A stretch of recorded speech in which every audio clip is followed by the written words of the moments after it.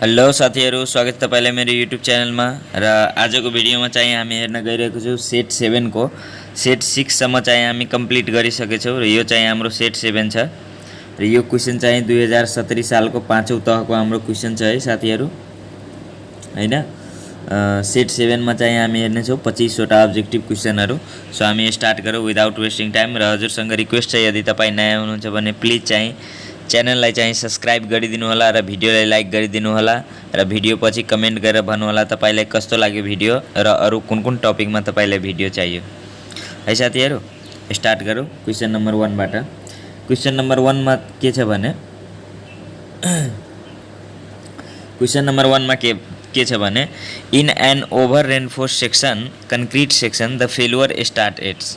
अब यो over reinforced section को कुरा गरिरहेछ। ओभर रेनफोर्स सेक्सन भनेको कस्तो सेक्सन हो भने जसमा चाहिँ के हुन्छ, हाम्रो रेनफोर्समेन्ट जुन रड हुन्छ नि त्यो बढी भएको अवस्थामा ओभर रेनफोर्समेन्ट र अन्डर रेनफोर्स भनेको त्यो रड जुन हाम्रो हुन्छ त्यो कम र कंक्रीट बढी।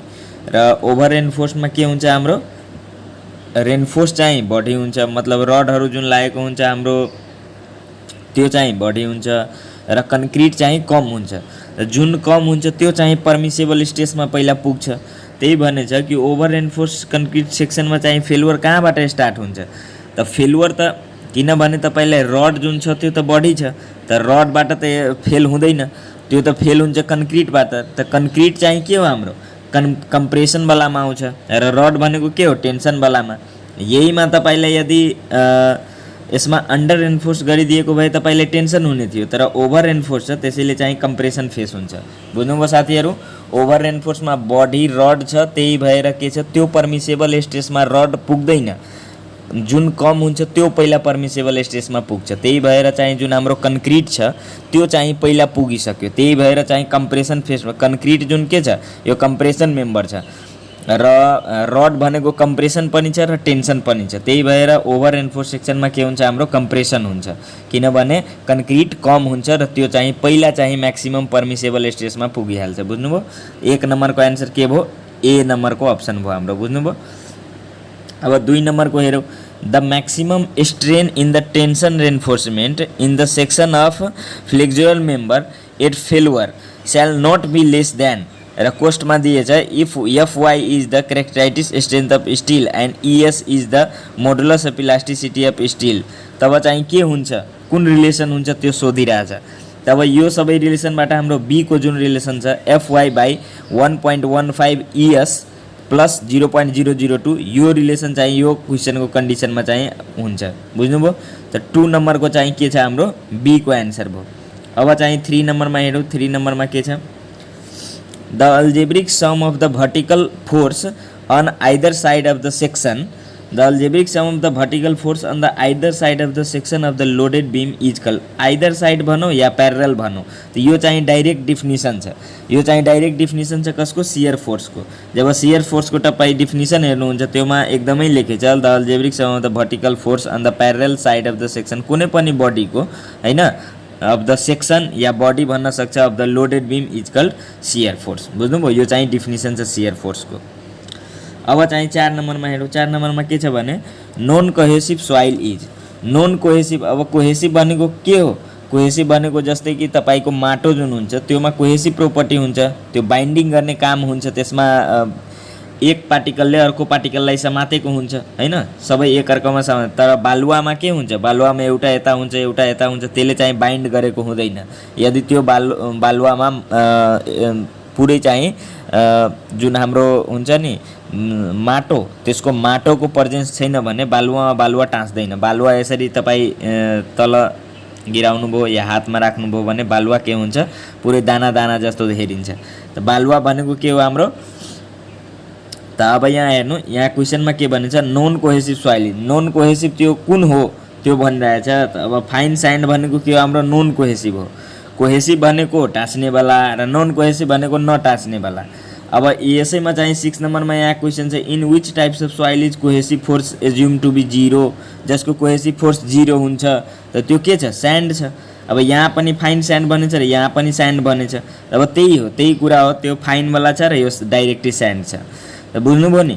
जसको चाहिँ कोहेसिभ फोर्स 0 हुन्छ या नन कोहेसिभ गरेर सोध्यो भने तपाईले त्यो के हुन्छ, स्यान्ड हुन्छ। स्यान्ड भनेको बालुवा हाम्रो, बुझ्नुभयो। अब चाहिँ 5 नम्बरको क्वेसन हेरौँ। The shear strength of cohesive soil is equal to, जुन हाम्रो सियर स्ट्रेन्थ हुन्छ कोहेसिभ सोइलको, अब नन कोहेसिभ भने छैन है, बालुवाहरू चाहिँ नन कोहेसिभ हो या त्यसको जुन कोहेसिभ फोर्स जुन हुन्छ त्यसलाई चाहिँ 0 मानेको हुन्छ त्यस्तो वाला। र यसमा भनेछ कि shear strength of cohesive soil is equal to, shear strength cohesive सोइलको कति हुन्छ त्यो चाहिँ सोधेछ। त 5 नम्बरको करेक्ट एन्सर भनेको हाम्रो 1 हो, C बराबर Q/2, बुझ्नुभयो। त यसको चाहिँ सियर स्ट्रेन्थ कोहेसिभ सोइलको कति हुन्छ, C बराबर Q/2 हुन्छ। र 6 नम्बरको म भनि नै दिएँ, in which types of soil is cohesive force is assume to be 0, cohesive force कसको चाहिँ 0 एज्युम गरिन्छ, यो चाहिँ स्यान्डी सोइलको, हैन। अब चाहिँ 7 नम्बरमा हेरौँ। 7 नम्बरमा के भनेछ, a pressure head of 100 metre of water is equal to the pressure head of 123.46 metre of kerosene. Kerosene भनेको तपाईलाई मट्टी तेल। अब यो चाहिँ सोधिरहेछ कि मट्टी तेलको स्पेसिफिक ग्राभिटी कति हुन्छ, the specific gravity of kerosene. त स्पेसिफिक ग्राभिटी अफ जो मट्टी तेलको हुन्छ त्यो कति हुन्छ, 0.81 हुन्छ, बुझ्नुभयो। यो चाहिँ याद राख्नु होला तपाईहरु। अब 8 नम्बरको हेरौँ।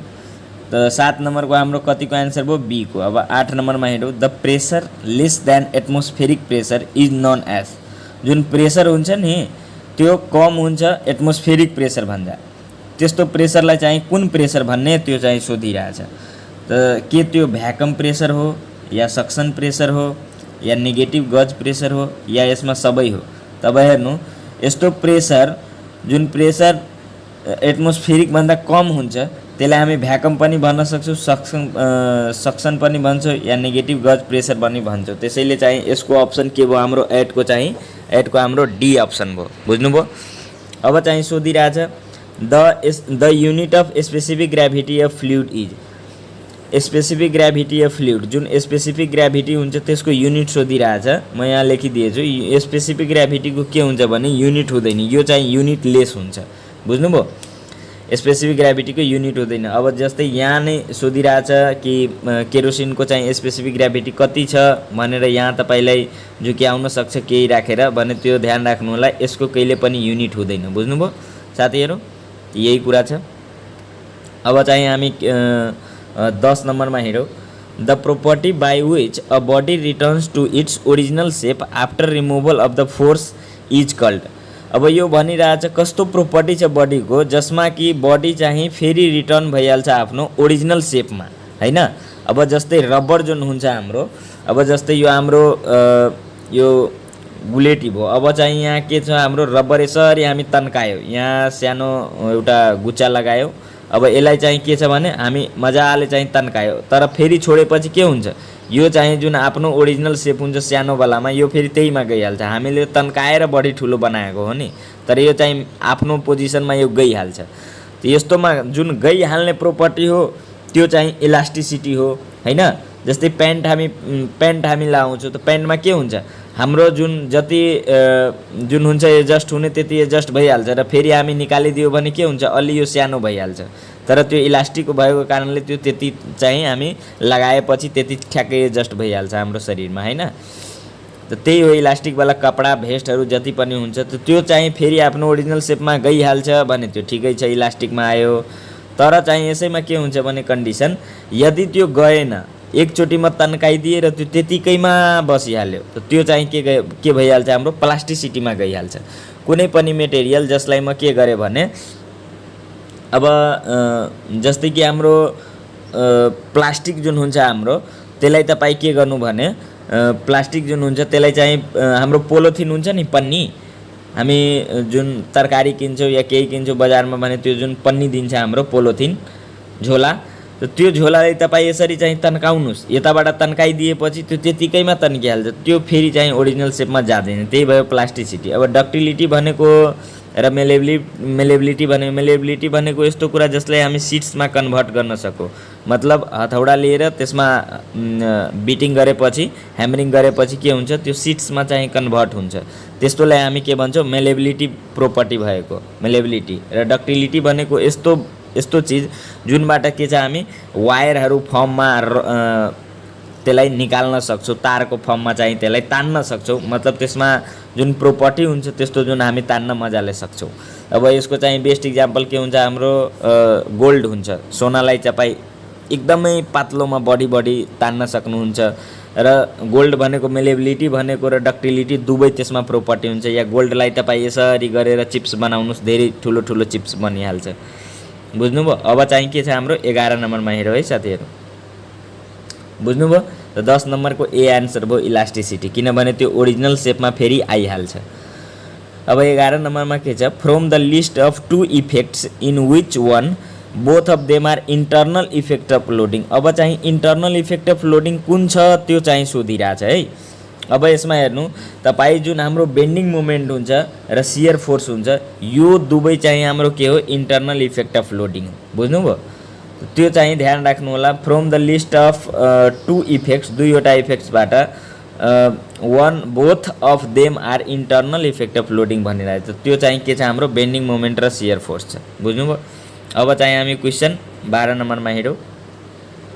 12 नम्बरमा के भनेछ, a structure member in compression subjected to a compressive force horizontal और इन्क्लाइन्ड इज अ के हुन्छ भनेर सोधिरहेछ। अब यसलाई ध्यानमा राख्नु होला। कम्प्रेसन सब्जेक्ट र कम्प्रेसन फोर्स भनेछ, यसमा कम्प्रेसनको मेनली कुरा गरेछ भने या होरिजेन्टलमा पनि लाउन सक्छौँ र इन्क्लाइनमा पनि लाउन सक्छौँ। त्यसलाई त्यो भनेको के, हाम्रो स्ट्रट हो। बुझ्नुभयो? स्ट्रट भनेको यस्तो हाम्रो मेम्बर हो जुन चाहिँ के हुन्छ, यस्तो खाले हुन्छ हाम्रो मेम्बर। तपाईँहरू हेर्नुभयो होला हैन, यस्तो मेम्बर हुन्छ। यो चाहिँ के हो, होरिजेन्टलमा पनि, इन्क्लाइनमा पनि, भर्टिकलमा पनि, यो सबैमा लाग्छ र यो चाहिँ हाम्रो कम्प्रेसन मेम्बर हो र राम्रो कम्प्रेसिभ फोर्स यसले ह्यान्डल गर्न सक्छ। बुझ्नुभयो? त्यही भएर चाहिँ 12 को हाम्रो के भयो भने ए को एन्सर भयो। बुझ्नुभयो? अब चाहिँ 13 नम्बरमा हेरे। 13 नम्बरमा के छ, which of the following has highest crossing strength. यो सबै जुन छ लाइमस्टोन, ग्रेनाइट, गिनिस र लेटराइट, त यो सबैमा चाहिँ बढी चाहिँ क्रसिङ स्ट्रेन्थ भएको चाहिँ कुन मेटेरियल हो भनेर सोधिरहेछ। त यो सबैमा बढी क्रसिङ, हाइएस्ट क्रसिङ स्ट्रेन्थ भनेको तपाईँको गिनिसको। बुझ्नुभयो? गिनिस चाहिँ हाम्रो केमा आउँछ, मेटामोर्फिकमा आउँछ र यो चाहिँ हाई टेम्परेचर र प्रेसर झेलेको हुन्छ। त्यही भएर यो अझै धेरै मजबुत हुन्छ। त्यही भएर चाहिँ जस्तै लाइमस्टोन भयो नि, त हाम्रो रकको टाइप हुन्छ, सेडिमेन्ट्री, हाम्रो इग्नियस भयो हैन, मेटामोर्फिक भयो। त यो चाहिँ लाइमस्टोनहरू सेडिमेन्ट्रीमा आउँछ। बुझ्नुभयो? र गिनिस भनेको के हो, हाई टेम्परेचर र प्रेसर सहेको हुन्छ। त्यही भएर चाहिँ हाइएस्ट क्रसिङ स्ट्रेन्थमा आउँछ। त्यही भएर चाहिँ 13 नम्बरको हाम्रो अप्सन सी भयो। बुझ्नुभयो साथीहरू? अब चाहिँ 14 नम्बरमा हेरे। 14 नम्बरमा के छ क्वेसन भने, one of the element in painting use to quicken the drying, मतलब छिटो छिटो त्यसलाई सुखाउँछ, of the vehicle in the paint and for the hard फिल्मको लागि पनि कसलाई युज गरिन्छ। तब हेर्नु, यहाँ पिगमेन्ट जुन छ, पिगमेन्ट चाहिँ के को लागि हुन्छ, पेन्टको लागि हुन्छ। त्यो कति चाहिँ पिगमेन्ट राख्यो भने त्यो चाहिँ मेनली के हुन्छ, कलरको चाहिँ काम पिगमेन्टले गरिरहन्छ। यो बाल्टिनमा जुन हाम्रो आउँछ त्यो सेतोवाला रङ, त त्यो त बाल्टिनको बाल्टिन नै हुन्छ, यो त बकेटको बकेटमा नै हुन्छ। यो बेस भयो हाम्रो। बुझ्नुभयो? र यसमा अलिकति रेडवाला रङ हालिदियो भने यो पुरै बाल्टिन चाहिँ रेड नै भइहाल्छ, त्यसले बनाइदिन्छ। बुझ्नुभयो? र त्यही कुरा भनिरहेछ कि तपाईँलाई कि कुन चाहिँ one of the element in painting जसले के गर्छ, छिटो छिटो चाहिँ सुखाउँछ र हार्ड फिल्म दिन्छ। त त्यो चाहिँ के हो भनेर सोधिरहेछ। अब तपाईँलाई यो क्वेसनबाट नै क्लियर भइरहेछ कि ड्रायर हुन्छ, किनभने ड्रायर भनेको ड्राई माने के छ, सुखाउनुवाला हैन, वेट भनेको भिजेको वाला र ड्राई भनेको सुकेको वाला। तब ड्रायर भनेको यस्तो मेटेरियल हो जुन चाहिँ छिटो छिटो के गर्छ, त्यसलाई ड्राई गराउँछ, सुखाउँछ र हार्ड फिल्म त्यसले दिन्छ। बुझ्नुभयो? 14 को चाहिँ के भयो, हाम्रो ए को एन्सर भयो। अब 15 नम्बरमा, the process of mixing clay, water and another ingredients to make brick is known as. अब हामी जुन माटो मिलाउँछौँ, पानी मिलाउँछौँ र अलु बालुवाहरू यताउता जुन मिलाउँछौँ र ब्रिक बनाउँछौँ, त्यो प्रोसेसलाई के छ, के हुन्छ त्यो चाहिँ सोधिरहेछ। त अब त्यो क्लिनिङ भनेको यस्तो प्रोसेस हो जसमा चाहिँ मिक्सिङ गर्ने हामी काम गर्छौँ, क्लेलाई, माटोलाई, पानीलाई हैन, र त्यसबाट फेरि हामी बनाउनको लागि बालुवालाई। बुझ्नुभयो? यो चाहिँ प्रोसेस जुन छ हाम्रो, त्यो प्रोसेसलाई के भनिन्छ, क्लिनिङ भनिन्छ। बुझ्नुभयो? अब चाहिँ 15 नम्बरको ए को एन्सर भयो। अब चाहिँ 16 नम्बरमा, raking bond in brick work is. Raking bond जुन हाम्रो हुन्छ त्यो ब्रिक वर्कमा त्यो चाहिँ के हो त्यो सोधिरहेछ। के त्यो ए नम्बरको छ laid at any angle other than 0 and 90 degree, या 0 डिग्रीमा या 90 डिग्रीमा या नन अफ द एभोभमा हैन। त अब यो raking bond of the brick जुन छ हाम्रो त्यसमा के हुन्छ भने तपाईँ लेड एट एनी एङ्गलमा पनि या अदर देन 0 र 90 डिग्री भन्दा तपाईँ गर्न सक्नुहुन्छ, कुनै पनि एङ्गलमा यसलाई राख्न सक्नुहुन्छ 0 या 90 डिग्री भन्दा हैन। यो चाहिँ 16 नम्बरको हाम्रो के भयो ए को एन्सर भयो, बुझ्नुभयो। अब चाहिँ 17 नम्बरमा हामी हेरौँ। 17 नम्बरमा के छ भने the types of cement commonly use in construction work, जुन हाम्रो कन्स्ट्रक्सनको जुन वर्क हुन्छ त्यसमा चाहिँ मोस्टली युज हुने सिमेन्ट कुन हो त्यो चाहिँ सोधिरहेछ। के त्यो पोजलोना हो या पोर्टल्यान्ड हो या रेपिड हार्डनिङ हो या क्विक सेटिङ सिमेन्ट हो त्यो सोधिरहेछ। त अब यसको चाहिँ करेक्ट एन्सर भनेको हामी पोर्टल्यान्ड सिमेन्ट हो, बुझ्नुभयो। पोर्टल्यान्ड सिमेन्ट भनेको मोस्टली चाहिँ कन्स्ट्रक्सन वर्कमा चाहिँ हाम्रो युज हुने सिमेन्ट हो, बुझ्नुभयो। त 17 नम्बरको हाम्रो के एन्सर भयो भने सी को एन्सर भयो। अब 18 नम्बरमा हेरौँ हामी। 18 नम्बरमा के छ भने determining the difference in elevation between 2 points on the surface of the earth is known as, त्यसलाई के भनिन्छ जब चाहिँ difference in elevation between 2 point हामी मेजरमेन्ट गर्छौँ।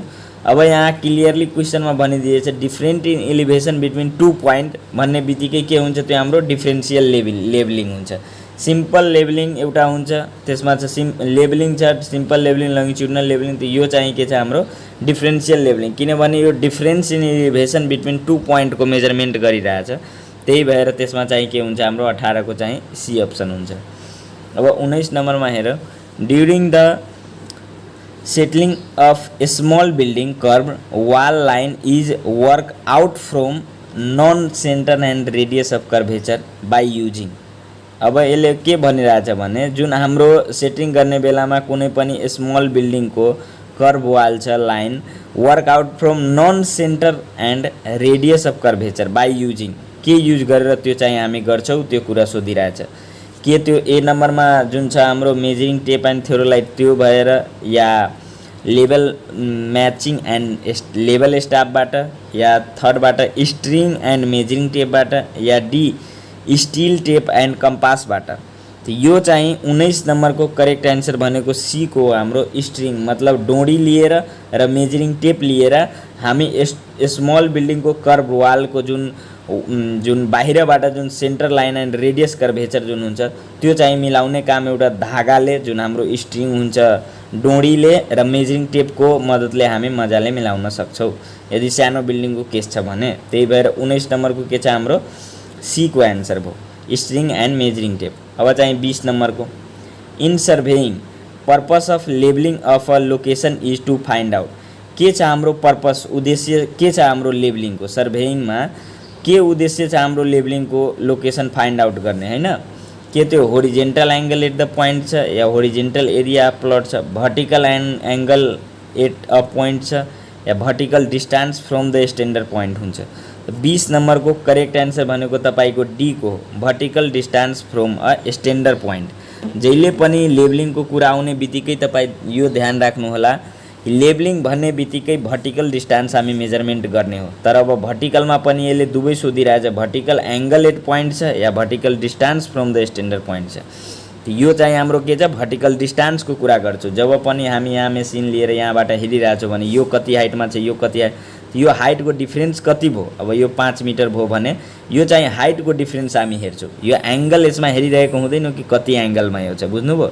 त जहिले पनि हाइटको कुरा यहाँ हुन्छ र डिस्टेन्सको कुरा हुन्छ, त्यही भएर यो याद राख्नु होला एङ्गलको चाहिँ यहाँ कुरा भइरहेको छैन हैन। त्यही भएर पहिला त लेबलिङमा भर्टिकल खोज्नु होला र त्यसपछि के छ भने डिस्टेन्सको कुरा र हाइटको कुरा खोज्नु होला, बुझ्नुभयो, एङ्गलहरूको नहेर्नु होला, ठिक छ। अब 21 नम्बरमा हेरौँ dumpy level is must suitable when, dumpy level must suitable हुन्छ कहिले, के द इन्स्ट्रुमेन्ट्स इज सिफ्टेड फ्रिक्वेन्टलीको अवस्थामा, या बी नम्बर फ्लाइ लेबलिङ is being done over long डिस्टेन्सको अवस्थामा, या meaning reading are to be taken from a single setting of इन्स्ट्रुमेन्ट्सको अवस्थामा, या सबैको अवस्थामा। तब यो जो 21 नंबर छ हाम्रो यसको करेक्ट आन्सर भनेको हाम्रो सी को हो। Meaning reading are to be taken from a simple setting of instruments. हामी सिम्पल सेटिङ गरेर के छ भने यो इन्स्ट्रुमेन्ट्सको सिम्पल सेटिङ गरेर हामी धेरै रिडिङ चाहिँ लिन सक्छौँ। बुझ्नुभयो? यो डम्पी लेभलको एउटा एडभान्टेज भनेको त्यही हो। बुझ्नुभयो? अब चाहिँ 22 नम्बरमा हामी हिँडौँ। 22 नम्बरको के छ भने प्रिन्सिपल अफ सर्भेइङ इज। अब यो क्वेसन त अब के भन्नु तपाईलाई, यो क्वेसन भनेको यस्तो क्वेसन हो जुन कुनै पनि सेटमा यो एउटा सोधिनै दिन्छ र यो भिभिआई क्वेसन हो। तपाईँ याद राख्नु होला, working from whole to part हुन्छ जहिले पनि यसको आन्सर प्रिन्सिपल अफ सर्भेइङको। बुझ्नुभयो? र यो चाहिँ तपाईलाई थाहै होला, किनभने यो अहिले मलाई लाग्छ कि जुन सेटहरू छ त्योमा 3-4 चोटि रिपिट पनि भइसकेको छ। सबै सेटमा एकचोटि यो सोधिनै दिन्छ। अब चाहिँ 23 नम्बरको हिँडौँ। 23 नम्बरमा के छ भने the ratio of quantity of water storage in the root zone of the crop to the quantity of water actually deliver in the field is known as. अब त्यसलाई के भन्ने, यो चाहिँ डाइरेक्टली चाहिँ जुन हाम्रो यो क्वेसन दिदिएछ यो डाइरेक्टली चाहिँ वाटर एप्लिकेसन इफिसियन्सीको यो फर्मुला छ। The ratio of quantity of water storage in the root zone of the crop by to the quantity of water actually deliver in the field. त्यसलाई चाहिँ हामी के भन्छौँ, वाटर एप्लिकेसन इफिसियन्सी, मतलब कति चाहिँ हामी पानी दियौ, कति इफिसियन्ट दियौ, त्यसको चाहिँ यो फर्मुला छ। बुझ्नुभयो? माथि बाई यहाँदेखि यो चाहिँ तलको। बुझ्नुभयो? यो चाहिँ के छ हाम्रो वाटर एप्लिकेसन इफिसियन्सीको फर्मुला छ। यो याद राख्नु होला तपाईहरू। 24 नम्बरमा के छ the equilibrium super elevation required to counteract the centrifugal force from centrifugal force full is given by. अब यसमा छ सुपर एलिभेसनको कुरा गरेको। अब सुपर एलिभेसनको कुरा गर्ने बित्तिकै तपाईलाई थाहा छ कि यसको एन्सर जहिले पनि के हुन्छ हाम्रो v²/127r। किनभने जुन हाम्रो equilibrium super elevation required for counteract the centrifugal फोर्सको जुन हाम्रो फर्मुला छ त्यो चाहिँ v²/127r छ। बुझ्नुभयो? सुपर एलिभेसनको केसमा त 24 को चाहिँ के छ हाम्रो सी को भइहाल्यो। बुझ्नुभयो? अब चाहिँ 25 को अब हामी हेरौँ। The unit weight of reinforcement concrete is generally taken as. अब यो कसको बनिरहेछ, unit weight of reinforcement concrete RCC. अब आरसीसी को सोधिरहेछ। आरसीसी को हाम्रो कति हुन्छ युनिट वेट र पीसीसी को कति हुन्छ, ब्रिक को कति हुन्छ, सबै तपाईँ बुझिलिनुस्। आरसीसी को हाम्रो 2500 हुन्छ र पीसीसी को के हुन्छ हाम्रो 2400 हुन्छ र यसैमा ब्रिक को 1900 हुन्छ। जस्तै कि जुन हाम्रो सिमेन्ट मोटार भयो त्यसको 2100 हुन्छ हैन। एग्रिगेट को 1740 हुन्छ। यो सबै याद गर्नुपर्ने छ। जस्तै कि अब तपाईलाई स्यान्ड को यस्तै 1600 हुन्छ र भिजेको स्यान्ड को तपाईलाई 1800 हुन्छ या 1850 पनि कतै ठाउँमा छ, केही ठाउँमा छ। यो चाहिँ हामी के गर्यो भने 25 वटा क्वेसन चाहिँ यहाँसम्म हामी कम्प्लिट गर्यो हैन साथीहरु। यो चाहिँ हाम्रो के थियो सेट 7 थियो। अब चाहिँ सेट 8 मा चाहिँ हामी 26 देखि लिएर 50 वटासम्म क्वेसन कम्प्लिट गर्ने नै छौं हैन। र तपाईसँग फेरि रिक्वेस्ट छ, यदि भिडियोलाई लाइक गर्नु भएको छैन भने प्लिज चाहिँ भिडियोलाई चाहिँ लाइक गरिदिनु होला र च्यानललाई चाहिँ सब्स्क्राइब गरिदिनु होला र बेल आइकन अन गरिलिनु होला। जब पनि म भिडियो राख्छु तपाईलाई पहिले नोटिफिकेसन गइहाल्छ र तपाई चाहिँ मजाले चाहिँ भिडियो हेर्न सक्नुहुन्छ छिटो भन्दा छिटो हैन। बुझ्नुभयो? र कमेन्ट गरेर भन्नु होला तपाईलाई कस्तो लाग्यो भिडियो र अरु कुनै टपिकमा भिडियो चाहियो भने प्लिज चाहिँ कमेन्ट गर्नु होला। म त्यो टपिकमा पनि छिटै नै भिडियो बनाइदिन्छु। हुन्छ साथीहरु, थ्यांक यू भेरी मच। फेरि हामी अर्को भिडियोमा भेटौँला।